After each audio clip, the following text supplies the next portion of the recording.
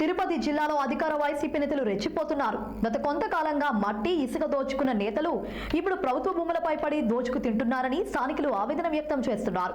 భూములు ఖాళీ కనబడితే కబ్జా చేస్తున్నారని వాపోతున్నారు. చెరువులు, కుంటలు, వంకలు, వాగులు ఖాళీ కనబడితే కాజేస్తున్నారని దుయ్యబడుతున్నారు.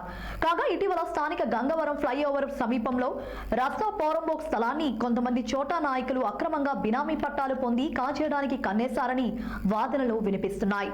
మరోవైపు సర్వే నెంబర్ 319, 320, 383, 401లో కోట్లాది రూపాయలు విలువ చేసే స్థలాన్ని కొట్టేసే ప్రయత్నం చేశారని, అలాగే హెచ్పిసి గ్యాస్ ఆఫీస్ ఎదురుగా గంగవరం స్కూల్ పక్కన కొంత స్థలం, కీలపట్ల ఆర్చ్ పక్కన ఖాళీ స్థలాన్ని కూడా ఆక్రమించారని సమాచారం.